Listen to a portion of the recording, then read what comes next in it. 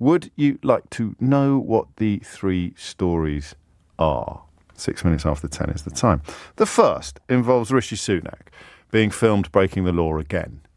You forgot, did you, that he got fined for Partygate as well? So for a safe pair of hands, he sure breaks a lot of laws, doesn't he? And he is categorically breaking the law. He managed to somehow get himself filmed in the back of a car without anybody involved noticing that he wasn't wearing a seatbelt, which in his defence has only been against the law since, I think, 1991. I've checked, and you do not get a special dispensation from wearing seatbelts in the back of the car if your dad used to be a doctor. Initially I thought that might be he'd just come out and he'd say, no, don't worry, I know that you're supposed to wear a seatbelt in the back of a car, but my dad used to be a doctor. But apparently that gives you no special dispensations whatsoever.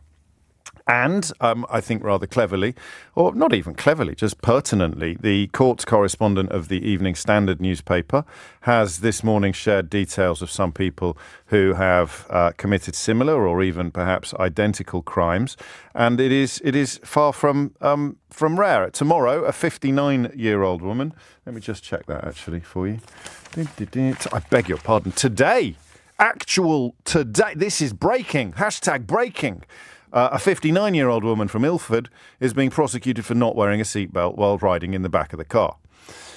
Tristan Kirk of the Evening Standard tells us that people get prosecuted for this kind of thing every day. A brief error of judgment, perhaps, but one taken seriously by police forces. In fact, she is one of at least 6 people in London alone being prosecuted for this offence this week.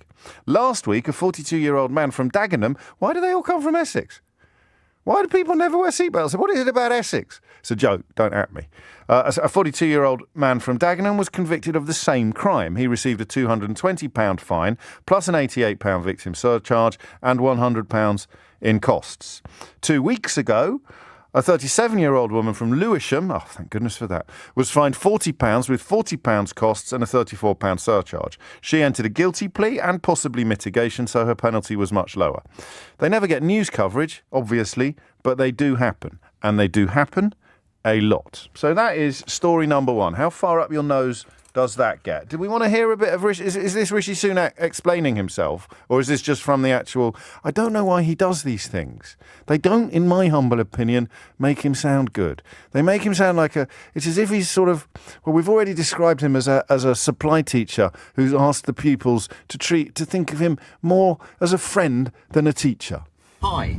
One of my New Year's promises to you was to grow the economy, and today we're announcing the second round of allocations from our Levelling Up Fund, and that's about investing in... No, that's enough. That's enough. It's awful. The thing is, what he accidentally did was announce that he was breaking the law at the time by not wearing a seatbelt in the back of a car, a crime which would see an ordinary Joe facing up about a £220 fine, unless there were mitigations. So I think what we have here is a question about double standards, a question about hypocrisy, and a question about, for example, why corners of the British media spent weeks screeching hysterically about a photograph taken illegally, oddly. The bloke who took the photograph was trespassing, of Keir Starmer categorically and clearly not breaking the law. And today, footage of Rishi Sunak clearly and categorically breaking the law is being greeted with calls to move along and nothing to see here.